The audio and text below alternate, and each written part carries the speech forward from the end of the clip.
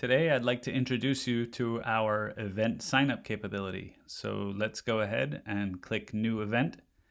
So for example, if I'm doing a training, I can label it training number 1. We've got an event description here. I've prepared just a sample agenda, which you can copy in, or you can type it directly there. I can also, for example, use the HTML capabilities, so I can make it look really nice.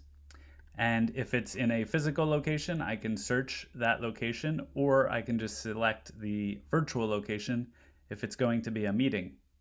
And then I can grab the link to the meeting, and this can be actually any link, but of course using the Nynja platform is all integrated and the most safe and secure. Here you can select the time zone, so this would be based on the time zone of the person setting up the event, and everybody else's time zone will dynamically adjust. We'll talk about multiple time slots later. For the purposes of this first example, we're going to use a single training session that happens a single time. And so the only real limit is how many people, and we're only going to allow 10 people in so that when people sign up, it'll be like a first come, first serve. This way, everybody has the opportunity to sign up, but we don't overbook. And here I can go select the date of the training, which in this case, we can use the 29th as an example. It starts at 8 a.m. as per the training agenda. And we can say that this is going to end at 4 p.m. And there you go. So now I will hit Save and Next. So here's where you invite all the participants that you're inviting to RSVP to attend the training session. And you can see there's a lot of power here because you can choose individual contacts. So for example, I can select multiple people like this, and I can also select groups. So for example, if there's a group that everyone needs to be involved in, we can select one as well. And here we can also send invites by SMS. So I can put in a phone number 1 by 1, for example, or I can also add multiple numbers by uploading a CSV. And I can do the same for email. So I can add different people's emails 1 by 1, or I can add multiple emails by CSV. You can do 100 at a time currently. And if you want to have a record of the people you invited, you can just export that as well. So you can just see here, I'll open quickly into Excel so you can see what the export looks like. And so here is the individuals that were invited, the groups, the SMSs, invitees, and the email invitees. So that's quite powerful to have that all downloaded into one Excel file. So now I can go ahead and hit Save and Next once I'm comfortable with all the people. And now I can choose to publish the event right now, which would mean that all the people that we invited will get the invitation by either SMS, by Nynja, by the Nynja group, or the email, depending on who we added. And if I'm going to publish it now, I can also set a reminder time. So for example, 30 minutes before the invite, they'll get a follow-up email. Now, if I do not want to publish it now, I can also schedule the sign up for a future time. But for now, we're going to go ahead and publish it right now. My event has been published successfully, and now I can go to the sign up history where I can see here my training number 1 has been published. I can see my agenda. I can get the event link by copying it here. I can edit it, cancel it. I can see my event slots, how many people are allowed. In this case, we set it to 10, and how many people have signed up so far. Again, I would be the inviter, and there would be a reminder 30 minutes before. So now what does the invitee see? Let's just give you a quick look. So we can go here and just paste the link from the clipboard This is the link that everyone will get to sign up. And so you can see, for example, if I were to click that link, then I would get a sign up page.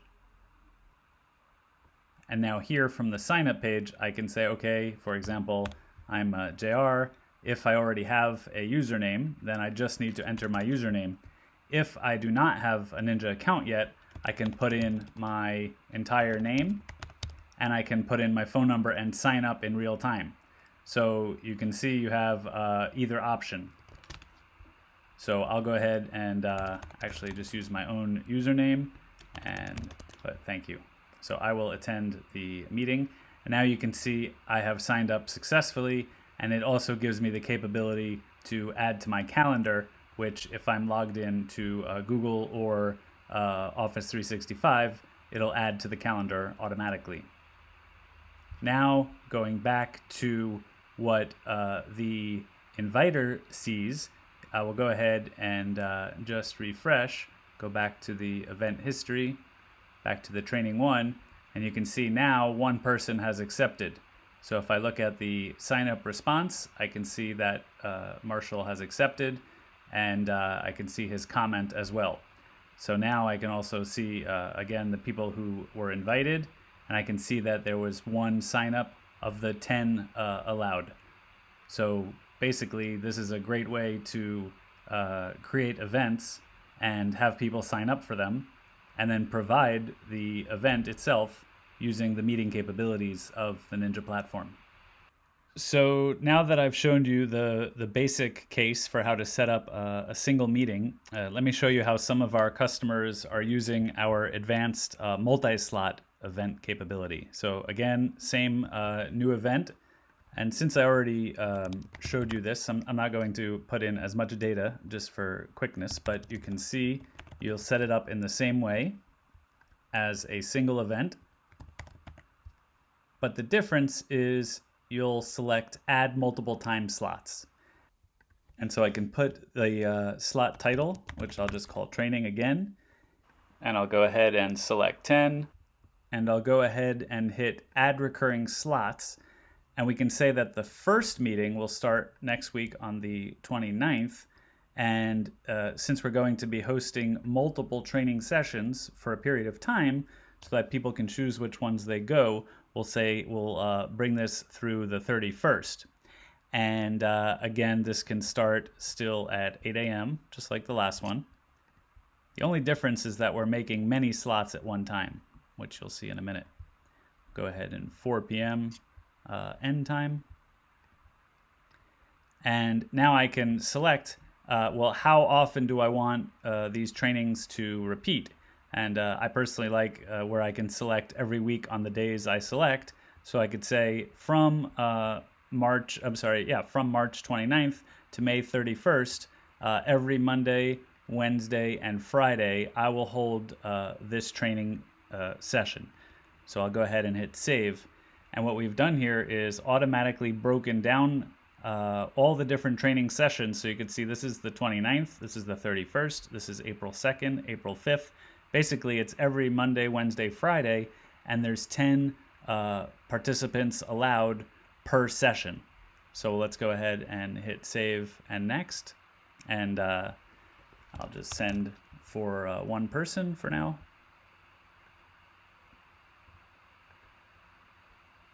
And we'll go ahead and publish that. Publish now. And again, we look at the history. So the history for this one is a little different because the event is recurring. And you can see that the event slots all have no signups. So let's go ahead and copy the invitation link again. And we'll have a look at what people see. Here's the invite link. I'll just go ahead into my incognito browser so that I'm not logged in, so you can see what an invitee would see. And whereas last time they only had one choice to choose, now they have all the different choices of all the different times, and they can say, all right, I want to sign up for that one. And then again, they can put their Nynja user, thanks, and add to calendar. And going back,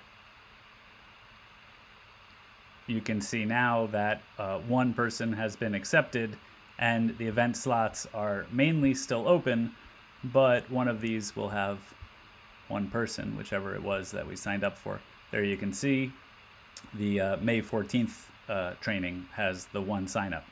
So again, this is really robust, whether you're setting up one event or you're setting up a multitude events, and needing to handle the entire RSVP process can all be handled right within the Nynja platform.